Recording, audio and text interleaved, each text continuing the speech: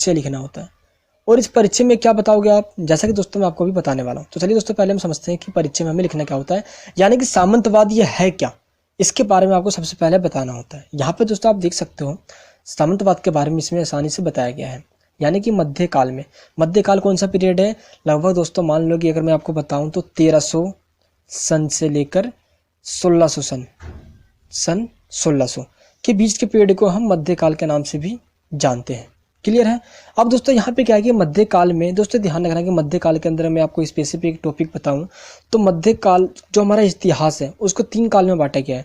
एक होता है एंशिएंट पीरियड यानी प्राचीन काल, एक होता है मिडिएबल पीरियड यानी कि मध्यकाल जो हम पढ़ने वाले हैं टॉपिक के अंदर, और एक होता है मॉडर्न पीरियड यानी कि आधुनिक काल। बट हम पढ़ने वाले हैं मध्यकाल यानी कि मिडिएबल पीरियड। ये टॉपिक दोस्तों बहुत पुराना है, राजाओं के समय का, प्राचीन समय, ब्राह्मणों के समय, जब भारत की सभ्यता का उदय हुआ था।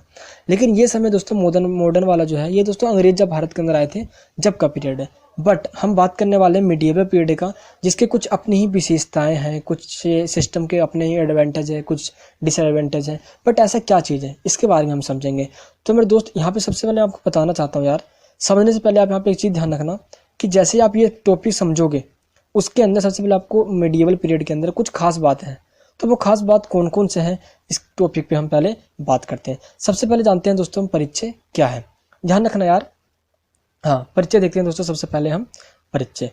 तो सबसे पहला टॉपिक है हमारा मध्यकाल में यूरोप में जिस नई सामाजिक, दोस्तों ये नहीं लिखा हुआ, ये नई लिखा हुआ है। क्या लिखा हुआ है, ये नई यानी कि न्यू। क्लियर है, न्यू। मिस प्रिंटिंग हो गया दोस्तों, कोई बात नहीं, बट हमारा टॉपिक मेन मोटिव है हमारा।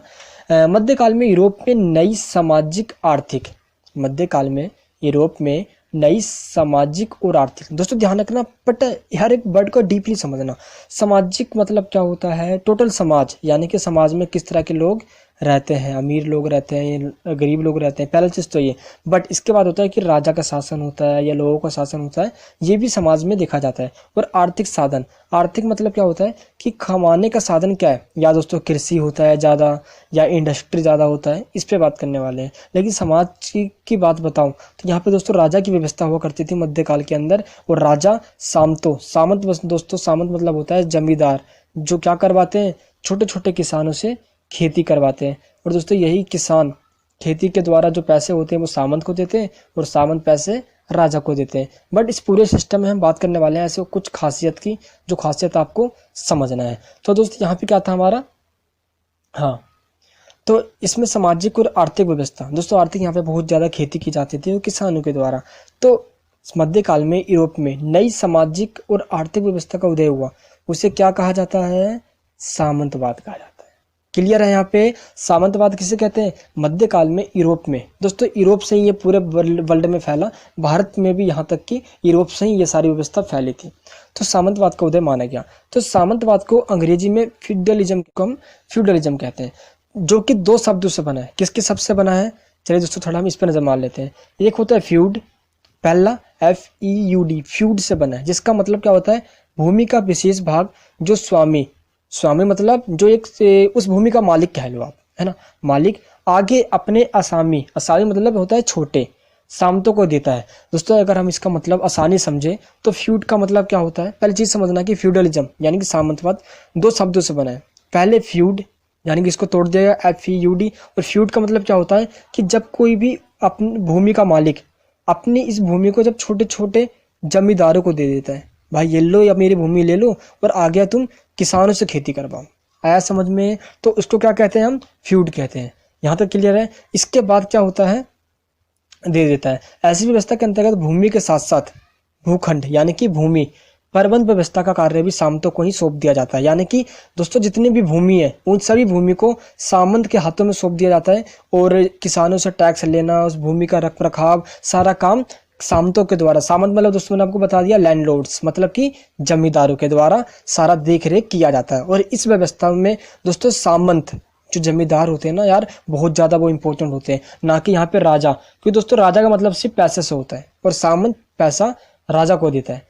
क्लियर है। और यहाँ पे सामंत दोस्तों क्या करता है, किसानों का एक्सप्लोटेशन करता है, किसानों को लूटता है, खसोड़ता है, यानी मतलब जो टैक्स है दोस्तों ज़्यादा लेना और राजा को टैक्स कम देना। बट दोस्तों यहाँ पे सामंत की बहुत चलती है। भारत के अंदर में बात बताऊं दोस्तों, सामंत ही बहुत ज़्यादा शक्तिशाली हुआ करते थे।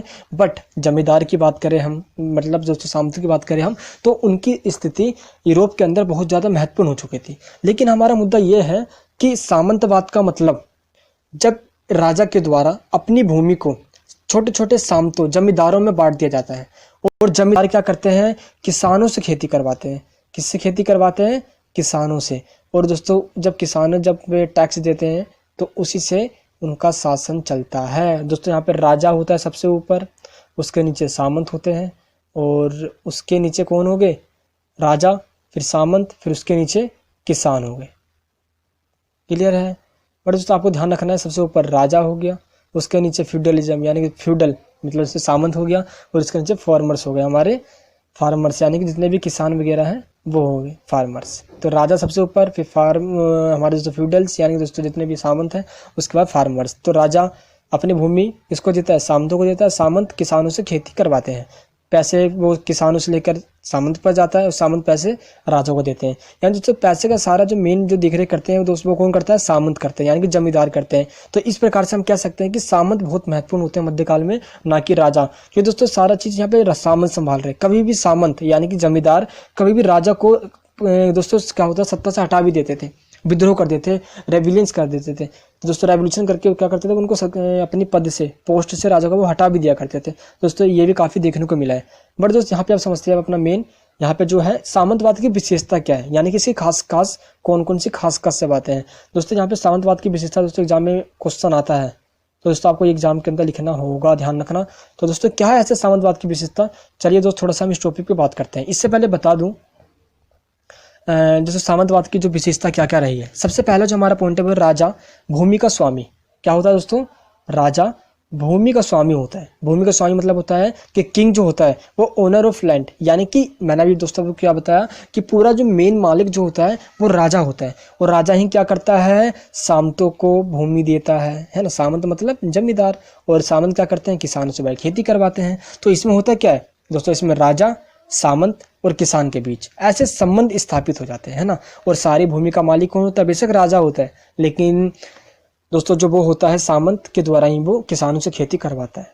तो जितनी भूमि उनका मालिक कौन होगा, राजा होगा। तो इसकी खास बात है, विशेषता मतलब क्या होता है, इसके फीचर्स, मेन पार्ट्स जो इस व्यवस्था के अंदर होता ही होता है।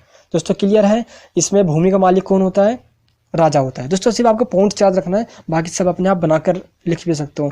बट दोस्तों एक बात ध्यान रखना, जो भूमि राजा की होती है उस भूमि को हम क्राउन लैंड कहते हैं। क्या कहते हैं, क्राउन। क्राउन मतलब दोस्तों राजा हो गया यहाँ पे, है ना। और क्राउन लैंड, लैंड मतलब राजा की भूमि, क्राउन लैंड। क्लियर है दोस्तों, राजा की भूमि को क्या कहते हैं, क्राउन लैंड कहते हैं।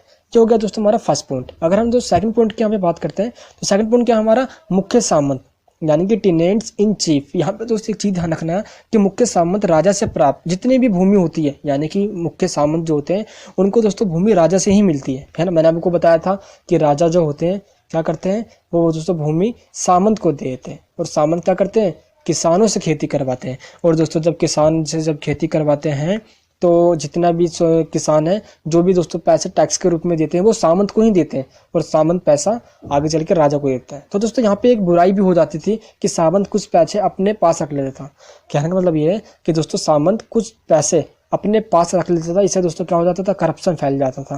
दोस्तों क्लियर है फर्स्ट पॉइंट और सेकंड पॉइंट। बट हमें यहाँ पे फीचर्स की बात करना है। यहाँ पे दोस्तों राजा के पास सारे भूमि होती है, बट यहाँ पे जो मेन होता है वो कौन होता है, वो सामंत होते हैं, यानी जमींदार होता है, जो सारा काम वही संभालने वाला होता है। दोस्तों फर्स्ट हो गया, सेकंड हो गया, एंड थर्ड हमारा क्या है, छोटे सामंत और किसान। दोस्तों यहाँ पे बहुत ज़्यादा इंपॉर्टेंट पॉइंट है कि जितने भी छोटे छोटे सामंत होते थे, यानी कि दोस्त यहाँ पे जमींदार की ही बात कर रहे हैं हम, वो भूमि किसानों को जोतने के लिए दे देते थे। क्या करते थे दोस्तों, सामंत जो होते हैं वो जितने भी दोस्तों किसान हैं एक गाँव के अंदर, किसानों को वो भूमि दे देते थे, और भूमि की जुताई करने के लिए, खेती करने के लिए सारा प्रबंध किसानों को दिया जाता था। कौन, सामंत के द्वारा। क्लियर है। तो दोस्तों यहाँ पे मेन काम सामंत ही करते हैं किसानों के द्वारा। तो दोस्तों किसान उस पर खेती करते हैं, और ऊपर का जितना भी बड़ा भाग होता है सामंत उसकी देख रेख ही करते हैं। क्लियर है। और दोस्तों जितने भी एक चीज़ ध्यान रखना है यार कि सामंत की आज्ञा के बिना यानी कि जब तक सामंत यानी कि दोस्तों जमींदार जब तक कह ना दे, कोई भी किसान खेती करने से मना नहीं कर सकता।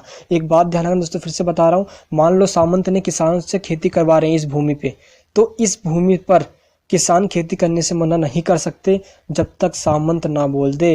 क्योंकि दोस्तों सामंत के ही हाथ में सब होता है, सामंत का हाथ में दोस्तों पुलिस का डंडा होता है, यानी दोस्तों सारा देख रेख वो सामंत ही कर रहे हैं, क्योंकि राजा ने भूमि दी है सामंत को। दोस्तों जब सामंत ने शक्ति राजा से प्राप्त कर ली, यहाँ पे वो सामंत क्या करते हैं, किसानों से खेती करवाते हैं और सारी भूमि का मालिक वो अपने पास ही रखते हैं। तो दोस्तों यहाँ पे क्या होता है कि भूमि छोड़कर नहीं जा सकते वो, है ना। और सामंत की अगर परमिशन ना मिले तो वो दोस्तों एक बात ध्यान रखना, यहाँ पे एक चीज़ और है, अगर जब तक जमींदार ना कहे, सामंत ना भी कहे, तो दोस्त किसान अपनी जो बेटी है, डॉटर है, उसकी शादी तक भी नहीं करवा सकते थे। यानी दोस्तों कह सकते हैं कि सामंतों की कृपा से ही दोस्तों, या एक कह सकते हैं जो किसान होते थे वो दास के रूप में होते थे। क्या होते थे, किसान दोस्तों जो होते थे वो दास के रूप में होते थे। दास मतलब क्या होता है, स्लेवेरी। स्लेवेरी मतलब गुलाम बन के रहते थे। दोस्तों ये बात कर रहे हैं मेनली हम यूरोप की, क्योंकि यूरोप से पूरा वर्ल्ड में फैलाई इस व्यवस्था को। दोस्तों यहाँ पे जमींदार जो होते हैं वो किसानों से खेती करवाते हैं, और किसान जमींदारों की जो ज़मीन है उनको छोड़कर जा नहीं सकते, और अपनी यहाँ तक कि दोस्तों अपनी बेटी की शादी भी जमींदारों की परमिशन बिना नहीं कर सकते। यानी दोस्तों कह सकते हैं कि यहाँ पे जो किसान है वो स्लेवेरी यानी कि क्या, दास बनकर रह रहे हैं। क्लियर है। एंड दोस्तों थर्ड पॉइंट हमारा हो गया। एंड फोर्थ पॉइंट क्या है हमारा, इन्वेस्टियर यानी कि नियुक्ति समारोह। दोस्तों एक चीज़ ध्यान रखना कि भूमि प्राप्त करने वाले जितने भी असामियाँ हैं, यानी कि एक चीज़ मैं आपको एक आसान शब्द में बताऊं कि दोस्तों जो जो भूमि ले सकते हैं उनको क्या जाता है, उनको लैंड्स दिया जाता है, भाई ये लो अब तुम खेती करवाओ किसानों से, और इन खेती के द्वारा जो पैसे प्राप्त होगा वो सामंतों को दिया जाएगा। लेकिन इससे पहले असामी अपने स्वामी के सामने घुटने टेक कर अपना हाथ स्वामी के हाथ में दे देते हैं। दोस्तों यहाँ पे होता क्या था, अगर मैं दोस्तों एक बात बताऊं कि जितने भी किसान होते हैं वो बिल्कुल ही जैसे कहते हैं कि भाई अब तो अब किसान है, उनका कर्ता धर्ता मालिक जो भी है दोस्त वो जमींदारी है। जमींदारों पे ही दोस्तों क्या होता है, वो डिपेंड्स रहते थे, खेती हो या ना हो जमींदार ही उनके मालिक हैं, ये होता था। दोस्तों यहाँ पे क्या है, इस पॉइंट का मतलब ये है कि नियुक्ति समारोह।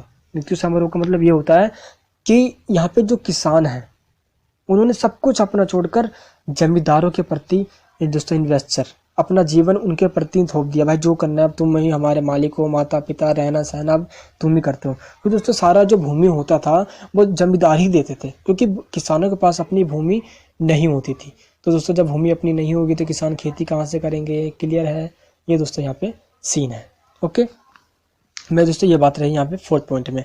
एंड फिफ्थ क्या है हमारा, काश्तकारों या आसमियों के कर्तव्य। दोस्तों काश्तकार मतलब यहीं पे जो हाथों से कोई काम करते हैं, चाहे दोस्तों रंगाई का हो, बुनाई का हो, उसके बाद कोई पेंटिंग वगैरह हो, है ना, डिजाइन बनाना हो, दोस्तों ये सारा काम इसके अंदर आ जाता है। तो duties of the teenage nights. दोस्तों एक ध्यान रखना यार कि यहाँ पे जो सबसे इंपॉर्टेंट एक पॉइंट आता है कि जितने भी स्वामी हैं, जितने भी ये हैं दोस्तों काश्तकार वगैरह, इनको जमींदारों को कुछ टैक्स के रूप में पैसा देना पड़ता था।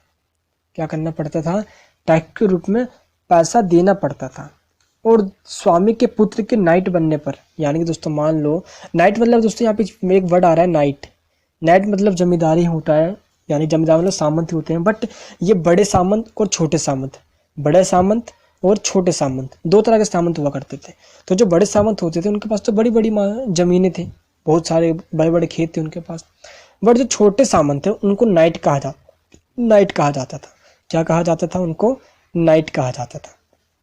तो दोस्तों यहाँ पे क्या होता था कि स्वामी के पुत्र के नाइट बनने पर या उसकी बड़ी पुत्री के विवाह पर आर्थिक सहायता देनी पड़ती थी।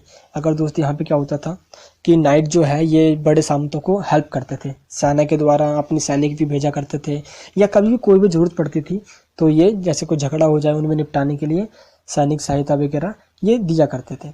तो दोस्तों यहाँ पे क्या होता है कि जो नाइट है, नाइट मतलब छोटे सामंत, ये बड़े सामंतों की हेल्प क्या करते थे, यहाँ पे आपको ये बताना है। दोस्तों ये कुछ फीचर्स हैं जो मिडियल पीरियड में ड्यूरिंग द फ्यूडलिज्म में किया जाता था। नेक्स्ट पॉइंट दोस्तों क्या हमारा, सामंतों या जागीरदारों के कर्तव्य, यानी कि duties of the feudal lords. यहाँ पे दोस्तों आपको एक चीज़ समझना है कि इनकी ड्यूटीज क्या हुआ करती थी। ड्यूटीज की अगर दोस्तों हम बात करें तो यहाँ पे दोस्तों जितने भी स्वामी हैं, यानी कि दोस्तों जो राजा है वो आसमी मतलब होता है क्या, जमींदारों की सुरक्षा के लिए अनेक कार्य करते थे। अगर दोस्त यहाँ पे हम बात बताएं कि क्या क्या करते थे, जैसे कि मान लो दोस्तों जहाँ पे जमींदार वगैरह रहा करते थे, तो जमींदारों को बहुत खतरा हुआ करता था किसानों से, क्योंकि किसान कभी भी जमींदारों को दोस्तों की जमींदार क्या करते थे, किसानों का शोषण क्या करते थे, तो जमींदारों के विरोध में किसान विद्रोह ना कर दे, इसलिए राजा क्या करता था, इनकी सुरक्षा करता था। जहाँ पे जमींदार रहते हैं वहाँ पे किला बना दिया जाता था। क्या? किला बना दिया जाता था। और किला को क्या कहा जाता है? दुर्ग किया जाता है। दुर्ग मतलब फोर्ट, किला बना दिया जाता था आसपास, ताकि दोस्तों कोई भी आक्रमण ना कर सके या जो जमींदार हैं वो सिक्योर रह सके। तो यहाँ पे क्या होता है, जैसे जो भी अपराधी वगैरह होते हैं दोस्तों, यहाँ पे एक शक्तियाँ भी दी गई थी जमींदारों को, छोटे मोटे कानून व्यवस्था के लिए सौंपा दिया गया था शक्ति इनके ऊपर, ड्यूटीज। जैसे मान लो कि जहाँ पे जमींदार रहते हैं तो दोस्तों वहाँ पे कोई भी छोटा मोटा कोई अपराध हो जाए तो उसके लिए जमींदार मतलब सामंत, उसको सजा भी दे सकता था, यानी कि उसको दंड भी दे सकता था। यहाँ पे दोस्तों आप सिंपल ये बताओगे। तो यहाँ पे दोस्तों अगर हम एक बात बताएं तो सामंतवाद की एक अपनी विशेषता रही है, जहाँ पे राजा की अपनी भूमि होती थी और राजा क्या करवाता था, राजा दोस्तों अपनी भूमि को सामंतों को दे देता था। सामंत छोटे किसानों से या सामंतों से खेती करवाया करते थे, और इन्वेस्टर यानी कि दोस्तों जो भूमि होता था वो कैसे डिस्ट्रीब्यूट कर दिया जाता था अलग अलग भागों में, और उनसे खेती करवाई जाती थी। और दोस्तों काश्तकार जो होते हैं दोस्तों यहाँ पे नाइट्स वगैरह, उनको भी भूमि दिया गया था, उनको भी कर्तव्य दिए गए थे, जिनसे दोस्तों जरूरत पड़ने पे सामंत सहायता लिया करते थे, सैनिक सहायता और आर्थिक सहायता। और अंत में आता है दोस्तों ड्यूटीज़ क्या होती थी इनकी। तो दोस्तों छोटे मोटे अपराध पे ये अपराधियों को दंड भी दे सकते थे, है ना। और इनकी सुरक्षा के लिए राजा ने क्या किया था, किला बनवा रखा था इनके घर के आसपास, ताकि कोई भी किसान इन पे आक्रमण ना कर सके। क्लियर दोस्त, ये था हमारा फीचर्स। अगर दोस्त अब हम बात करते हैं इनके गुण क्या है। गुण मतलब क्या होता है, इनके एडवांटेज क्या है। गुण मतलब इनके एडवांटेज क्या क्या है। तो दोस्तों यहाँ पे ये हमारा इंपॉर्टेंट पार्ट आ जाता है कि हम सबसे पहले इनके गुण की बात करते हैं।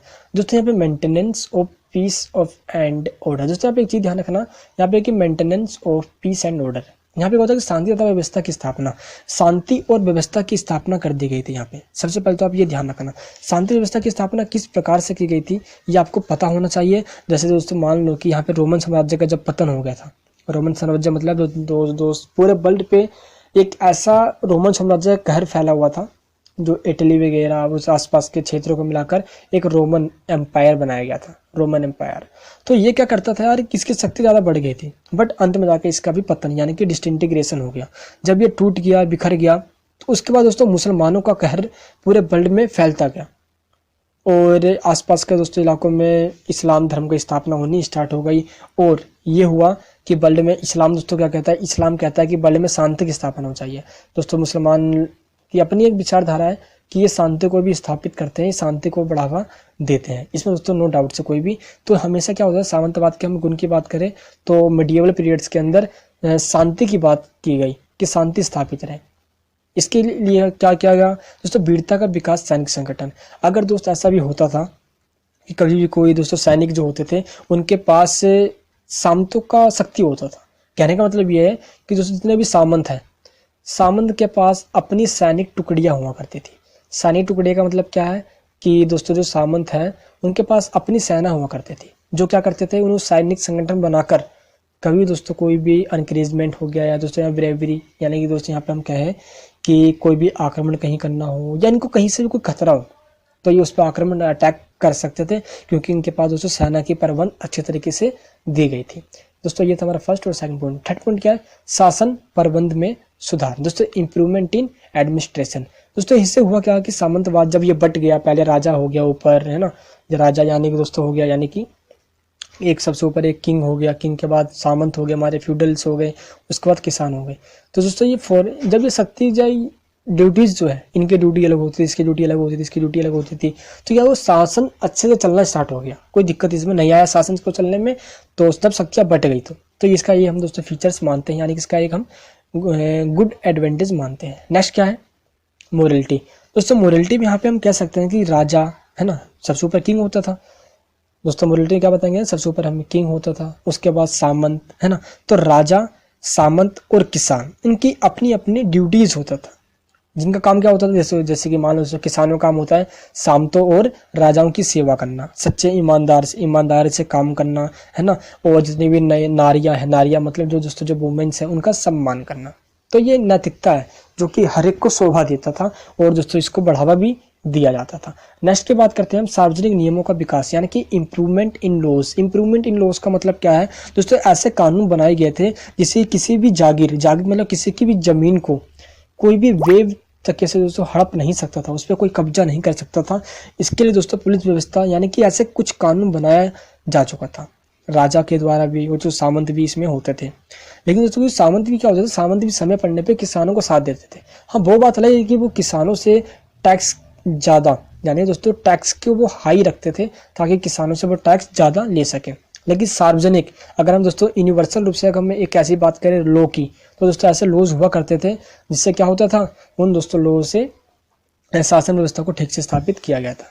क्लियर दोस्तों, यहाँ पे रहा हमारा ये पॉइंट। नेक्स्ट पॉइंट दोस्तों यहाँ पे ये LOU नहीं है दोस्तों, LAWS है दोस्तों। क्लियर है, बट दोस्तों यहाँ पे ये LOW नहीं है, LAWS है दोस्तों। लॉज की स्पेलिंग दोस्तों मिस प्रिंटिंग हो चुका हुआ, ये दोस्तों मानते हैं, सॉरी फॉर डैट।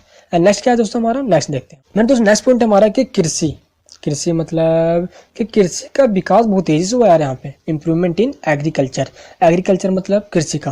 दोस्तों मैंने आपको पहले बताया कि जो राजा अपनी भूमि जब जमीन को दिया था तो सामंतों ने क्या किया कि बड़े रूप से सभी किसानों से खेती करवाना स्टार्ट कर दिया। तो हम कह सकते हैं दोस्तों इस काल मिडिएवल काल के अंदर जो पैसे का साधन था, पैसा मतलब जो आर्थिक साधन था वो क्या था, खेती यानी कि एग्रीकल्चर यहाँ पे बहुत बड़े रूप में किया गया। और दोस्तों मेनली अगर दोस्तों हम लोगों का एक्यूपेशन बोले, लोगों का जो मेन एक्यूपेशन था, मेन जो दोस्तों व्यापार था वो क्या था, एग्रीकल्चर था, कृषि था दोस्तों। क्लियर है यहाँ तक। दोस्तों अब देखते हैं अपन हम 7 पॉइंट के अंदर क्या है यार, 7 पॉइंट दोस्तों आपका इंपॉर्टेंट है, जिसमें आपको क्या बताना है कि सड़कों का निर्माण करवाया गया था। दोस्तों यहाँ पे क्या होता है कि सामान को लाना ले जाना। अगर दोस्तों यहाँ पे हम बात करें तो सामंतों ने अपनी फैसिलिटी के लिए सड़कों का यानी कि रोड्स, बड़े बड़े रोड्स का निर्माण करवाया गया था ताकि वो गुड्स एंड कमोडिटीज होता है उनको दूसरी जगह दूसरी जगह लेके आना जाना दोस्तों अच्छे से हो सके, तो सड़कों का निर्माण करवाया गया था दोस्तों। यहाँ पे इससे फैसिलिटी अच्छी मिली है ना दोस्तों। ये सारा पॉइंट हम एडवांटेज का पढ़ रहे हैं, ध्यान रखना। इसके डिसएडवांटेज भी अपने उसको भी हम नेक्स्ट में देखेंगे। एंड दोस्तों नेक्स्ट क्या हमारा कलाओं का उन्नति। दोस्तों यहाँ पे ये ऐसा नहीं था कि सब लोग एग्रीकल्चर में ही लगे हुए थे या दोस्तों सारे के सारे खेती ही करते थे। दोस्तों काफी सारे लोग दोस्तों यहाँ पे अच्छे तरीके से दोस्तों यहाँ पे कृषि के अलावा कलाओं को भी जानते थे, ऐसा आर्ट करना भी जानते थे। जैसे जैसे मान लो दोस्तों छोटी मोटी से दीवार बनाया करते थे, वो बड़े बड़े घर बनाया करते थे, खिड़कियां बनाया करते थे। उसी प्रकार से कोई जैसा कि दोस्तों हम मानेंगे कि बहुत पुरानी जो सुंदरता, जो भव्य इमारतें होते हैं ना, इमारतें मतलब दोस्तों महले हो गए, तो ये इस समय दोस्तों बहुत बड़ी विशेषता है। यहाँ पे बहुत सारे लोग इन सब तरीकों में अपना विशेष ख्याति प्राप्त कर चुके थे, बहुत फेमस हो चुके थे। यानी कि दोस्तों क्या है कि रोमन साम्राज्य में या यूरोपियन कल्चर के अंदर काफ़ी सारे ऐसे महल बनवाए गए थे जिनकी कल्चर्स को हम आज भी बनाते हैं, जिनको दोस्तों हम इंडो सारासैनिक शैली भी कहा करते हैं या दोस्तों यूरोपियन शैली भी कहते हैं, या यूरोपियन कल्चर यानी कि वेस्टर्न कल्चर के नाम से भी इसको हम जाना जाता है। तो दोस्तों यहाँ पे रही हमारी ये बात। अगर दोस्तों हम नेक्स्ट पॉइंट की बात करते हैं, साहित्य का विकास। साहित्य का विकास का मतलब दोस्तों यहाँ पे ये है कि डेवलपमेंट ऑफ लिटरेचर का विकास का मतलब यहाँ पे दोस्तों हुआ क्या, दोस्तों यहाँ पे लिटरेचर का विकास बहुत तेजी से किया गया। जिसमें हुआ क्या, सबसे पहले दोस्तों यहाँ पे हम बोलेंगे बर्बर जाति मतलब क्या होता है, जो लुटेरे वगैरह होते हैं जो किसी पे भी अटैक कर उनकी भूमि को दोस्तों क्या करते हैं, अपनाना चाहते हैं अटैक कर तो उनसे बचने के लिए यहाँ पे क्या हुआ, वीर कविताओं कहानियों को लिखा गया ताकि लोगों को क्या किया जाए, इनको सुनाया जाए। और दोस्तों इसमें सबसे जो इम्पोर्टेंट मैं मानता हूँ दोस्तों, जो आपके लिए बहुत ज़्यादा इम्पोर्टेंट है, वो है रोला की कहानी। कौन सी है, रोला की कहानी। दोस्तों आपको ये पता होना चाहिए, मैं दोस्तों यहाँ पे लिख देता हूँ रोला की कहानी। दोस्तों कहानी है ये रोला की कहानी दोस्तों, एक फेमस है जिसमें दोस्तों क्यों साहित्य मतलब होता क्या है, कोई बुक्स वगैरह लिखना है ना। तो उस समय क्या होता था कि किसानों में या दोस्तों जो लोग हैं उनमें राष्ट्रवादी भावना है ना, नेशनलिज्म भरा जाए, इस प्रकार से कहानियाँ कविताएं लिखी गई थी ताकि लोगों में ये चीज़ समझ सके लोग कि नहीं भाई देश सबसे ऊपर है ना। क्योंकि दोस्तों वहाँ पे क्या होता है, अंधकार भी ज़्यादा फैला हुआ था। यहाँ पे सामंत किसानों का खून चूस रहे थे टैक्स के द्वारा, और राजा तो भाई अपना मौज मस्ती कर ही रहा था। और सबसे क्योंकि एक बात ध्यान रखना, जो नेक्स्ट पॉइंट है यहाँ पे 10 पॉइंट बहुत इंपॉर्टेंट है, राजाओं का निरंकुशता पर नियंत्रण कि check on the autocracy to the kings. यहाँ पे दोस्त हुआ क्या था कि जो भी किंग्स थे यहाँ पे थे, राजा हुआ करते थे, उनके ऊपर भी कंट्रोल था सामंतों का। अगर दोस्तों यहाँ पे बात करूं, क्योंकि शक्ति जो था वो राजा, किंग है ना, और फ्यूडल्स, किंग्स एंड फ्यूडल्स, इन दोनों में शक्ति को बांट दिया गया था। इन दोनों के बीच से कॉन्ट्रैक्ट हो गया था, एग्रीमेंट हुआ था और ये बंद हुए थे। हुआ क्या दोस्तों, राजा अपनी मनमानी से कुछ भी काम नहीं कर सकता था जब तक सामंत की सहमति ना हो जाए, क्योंकि दोस्त यहाँ पे सामंत की एक्टिविटी बहुत ज्यादा बढ़ते जा रही थी। और यहाँ तक तो बताऊं कि दोस्तों राजा भी सामंत की इच्छा के बगैर कोई ऐसा काम नहीं कर सकता था, क्योंकि दोस्तों यहाँ पे राजा बंद गया था। अगर मैं सबसे पहले आपको बात बताऊं कि 1215 में, कब 1215 में हुआ क्या था कि सामंतों के दबाव के कारण दोस्तों सामंत ने बहुत ज्यादा प्रेशराइज किया था इंग्लैंड के अंदर। तो वहां के जो राजा थे दोस्तों वो थे किंग जॉन। कौन थे? King John. किंग जॉन को मैग्ना कार्टा पर हस्ताक्षर करने पड़े थे, जिसके तहत दोस्तों क्या हुआ था, दोस्तों जो राजा थे वो संसद के अंतर्गत आ गए। सबसे पहला जो कानून बनाया गया वो 1215 में ही बनाया गया है। मैग्ना कार्टा नाम से जानते हैं उसको, क्या जानते हैं? Magna carta. दोस्तों यहाँ पे लिख देता हूं मैं, मैग्ना कार्टा। उससे कानून का नाम था जो सबसे पहले इंग्लैंड में बनाया गया था। और इस कानून के तहत राजा पे कंट्रोल स्थापित कर दिया गया था कि राजा कोई भी एब्सोल्युटली कार्य नहीं करेगा, अपने शासन तंत्र के लिए भ्रष्ट कार्य नहीं करेगा या अपनी मर्जी से कार्य नहीं करेगा। सिंपल है दोस्तों, ये हो गया हमारा पॉइंट। नेक्स्ट है दुर्गों का निर्माण। दोस्तों वहां भी क्या होता है, construction of the forts, security के लिए, यानी जो आसपास जो सामंत होते हैं, जो राजा है, वो अपने प्रोटेक्शन के लिए उन्होंने क्या किया था, किला बनवा लिया था। क्या कर लिया था? किला बनवा लिया था, जिसको हम क्या कहते हैं, फोर्ट कहते हैं। क्लियर है दोस्तों यहाँ तक? एंड नेक्स्ट क्या है, नागरिकता की शिक्षा, लेसन इन सिटीजनशिप। दोस्तों यहाँ पे हाँ, तो दोस्तों नेक्स्ट क्या है हमारा, नागरिकता की शिक्षा। यहाँ पे दोस्तों आप चीज समझना है कि यहाँ पे लेसन सिखाए जाते थे जितने भी सिटीजनशिप्स हैं। इसमें होता क्या था, चलिए दोस्तों पहले हम इस पे बात कर लेते हैं। दोस्तों की जो सामंतवाद की जो सीढ़ीदार प्रथा है, सीढ़ीदार प्रथा का मतलब क्या होता है कि सबसे ऊपर किंग है ना। जिससे आपने देखा जीना क्या होता है, जीना दोस्तों यूं होता है, यूं यूं यूं यूं। कोई दोस्तों जीना ऐसे ही होता है, तो सबसे ऊपर, फिर उसके नीचे, फिर उसके नीचे, ऐसे ऐसे होता है जीना। तो दोस्तों सबसे ऊपर यहाँ पे क्या है, किंग है, उसके नीचे फ्यूडल है, उसके नीचे फार्मर्स है, किसान, इसके नीचे छोटे किसान, इसके नीचे और छोटे किसान है। तो दोस्तों इस प्रकार से इसको बांट दिया गया था, है ना। दोस्तों नेक्स्ट पॉइंट क्या है हमारा 13 पॉइंट, राजाओं की सेना तथा धन की कमी की पूर्ति। यानी दोस्तों अगर मैं बात बताऊं कि यहाँ पे क्या होता है, राजाओं के लिए सेना रखना पड़ता था, है ना, उनकी सुरक्षा के लिए। और सैनिक को जो सैलरी वगैरह जो देना पड़ता है वो कहाँ से दिया जाता था, यहाँ तो सबसे बड़ी इंपॉर्टेंट बात है भाई। तो इसके लिए सबसे ज्यादा दोस्तों जो था वो व्यवस्था, वो टैक्स था। क्योंकि किसी भी देश के लिए जो पैसा का जो रिसोर्स होता है ना, वो दोस्तों रिसोर्स होता है टैक्स। तो टैक्स कहाँ से लिया जाता था दोस्तों, कहाँ से? सामंत यानी कि जमींदार टैक्स लेते थे फार्मर से। और जब सामंत यानी कि फ्यूडल्स जब टैक्स लेते थे वो पैसा कहाँ देते थे, किंग्स को देते थे, यानी कि राजाओं को देते थे। इस प्रकार से दोस्तों हम कह सकते हैं कि ये सारी व्यवस्था जो थी वो सेनाओं को रखने के लिए, धन की पूर्ति करने के लिए टैक्स सबसे मेन रिसोर्सेस था पैसा का। अब दोस्तों अगर हम कहें तो सारी व्यवस्था दोस्तों इस प्रकार से चलती आ रही थी अब तक की व्यवस्था सारी। और इस प्रकार दोस्तों ये सारे हमारे क्या थे, एडवांटेज थे। अगर दोस्तों हम बात करते हैं इस व्यवस्था की दोष मतलब इसके डिसएडवांटेज क्या क्या थे, तो जो डिसएडवांटेज भी थे इसके अपने आप में ही सामंतवाद के। दोस्तों ऐसे सामंतवाद के डिसएडवांटेज थे क्या, चलिए दोस्तों थोड़ा इस पे बात कर लेते हैं हम। यहाँ पे सबसे पहला दोस्त जो हमारा पॉइंट है, सबसे पहले ध्यान रखना यार, हम डिसएडवांटेज की बात कर रहे हैं। और आपके एग्जाम में दोस्तों जब सामंतवाद पे क्वेश्चन आता है तो आपको इसके एडवांटेज और डिसएडवांटेज दोनों ही लिखने पड़ेंगे। तो दोस्तों ये क्वेश्चन भी बहुत ज्यादा इंपॉर्टेंट है। नेक्स्ट क्या है हमारा सबसे पहला पॉइंट है दोस्तों, राष्ट्रीय एकता को आघात पहुंचा। यहाँ पे दोस्तों होता क्या, जब जमींदारों के द्वारा किसानों पे अत्याचार किया जाता, बहुत ज्यादा अत्याचार किया जाता, तो क्या होता, ब्लो टू नेशनल यूनिटी। भाई एकता कहाँ से रहेगा, किसान क्या कर देंगे दोस्तों, वो योद्धा बन जाएंगे। योद्धा मतलब योद्धा बनने के बाद क्या करेंगे, विद्रोह कर देंगे। विद्रोह मतलब भाई जमींदारों से जो जमीन छीन लेंगे, भूमि छीन लेंगे, जमींदारों को मारना स्टार्ट करेंगे। और दोस्त यही हुआ जिसका डर था। इंग्लैंड, फ्रांस, जर्मनी, यहाँ तक कि भारत की बात बताऊं मैं तो दोस्तों बहुत तेजी से इस प्रकार जो जितने भी किसान है उन्होंने क्रांति करी। और दोस्त यहाँ तक कि आपको पता होना चाहिए कि भारत जब गुलाम था तो भारत पे भी अंग्रेजों ने कुछ ऐसे कानून बनाए थे। अगर दोस्तों मॉडर्न पीरियड की बात करूं, अगर दोस्तों मध्यकाल की भारत के अंदर ही बात करें तो जमींदारों के द्वारा भारतीय किसानों का भी खून चूसा जा रहा था। तो उन्होंने क्या किया, एंड में जाकर दोस्तों उन्होंने रिविलियस कर दिया, यानी कि विद्रोह कर दिया। एंड प्रजातंत्र के विकास में बाधक है।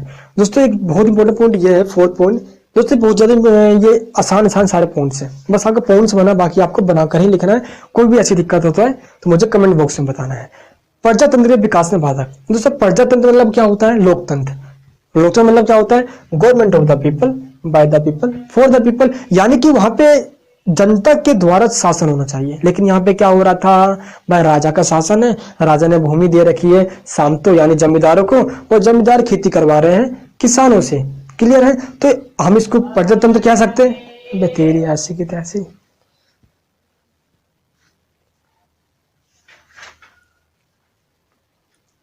चलिए यार, जा जल्दी भाई जा।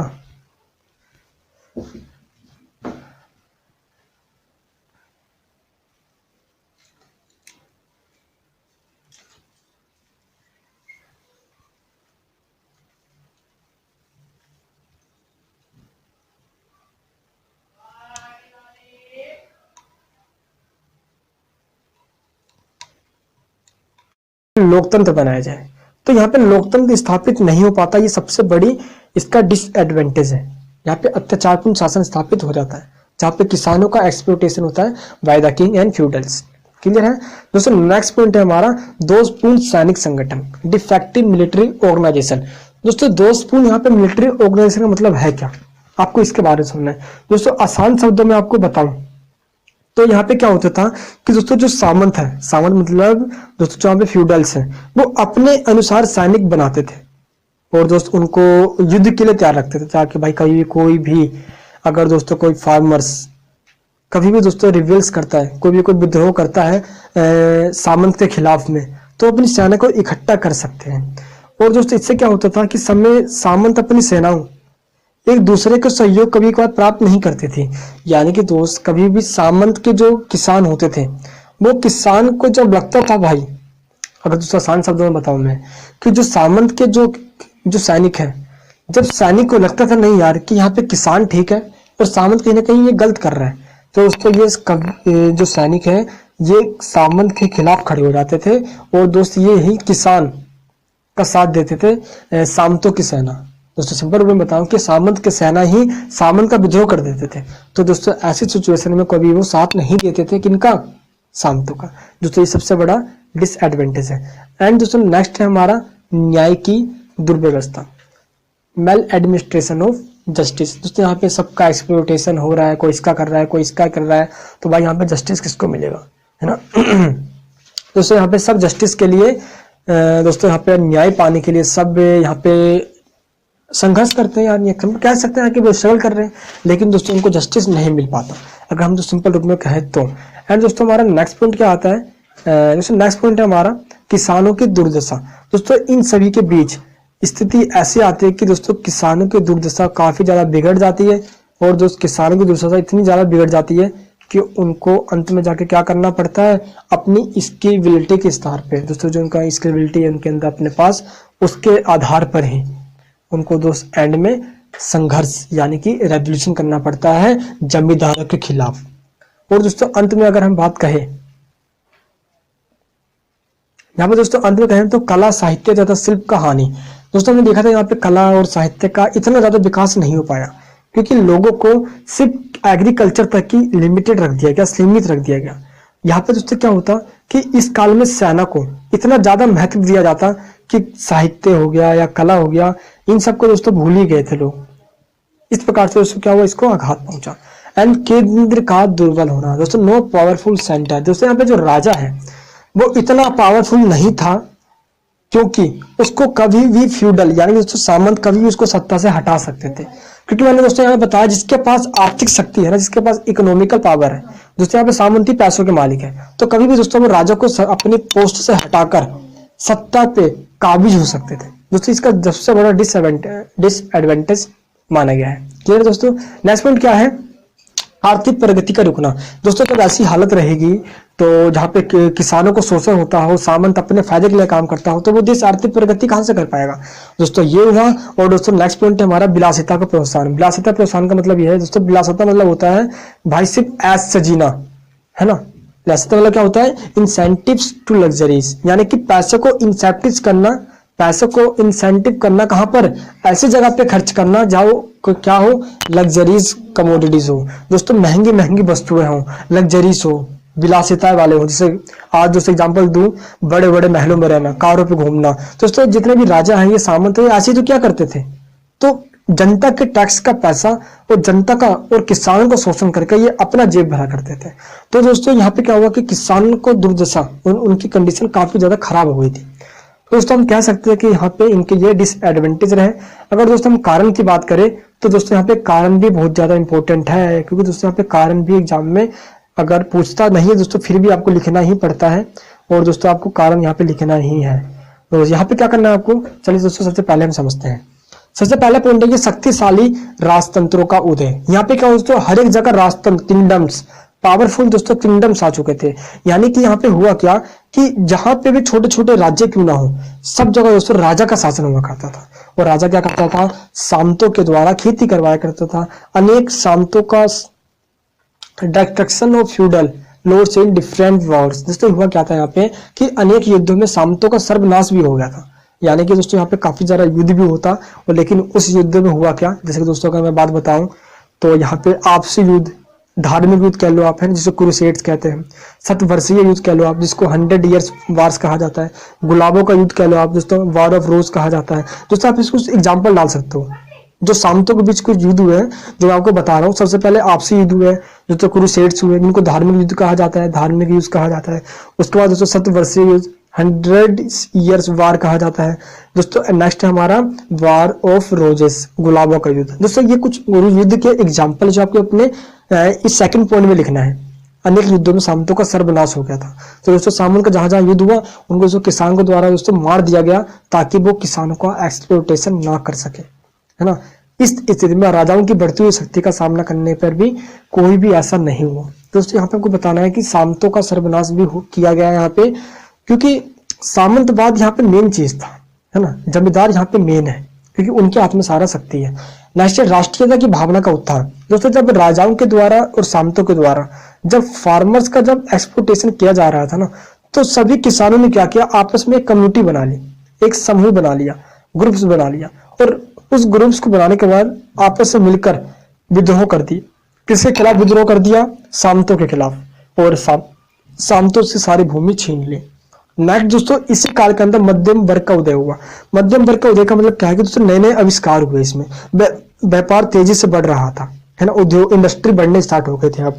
और इस प्रकार जो शहरों में मध्य वर्ग, मीडिएवल क्लास, पैसे वाले वर्ग उदय होने स्टार्ट हुए थे। मध्य वर्ग के दोस्तों लोग शांति चाहते थे, ताकि वो व्यापार धंधे अच्छे से कर सके, और उनको सामंत से छुटकारा चाहते थे। यहाँ दोस्तों यहाँ पे कुछ ऐसे वर्ग बनने लग गए थे अब सामंतवाद के अंदर, जो मीडिएवल वर्ग थे, ये व्यापार करना चाहते थे और ये सामंत से छुटकारा पाते थे। यानी कि चाहते थे कि सामंत वगैरह खत्म हो, जो किसान उसकी शोषण करे, और एग्रीकल्चर के स्थान पर ये इंडस्ट्री को बढ़ावा देना चाहते थे।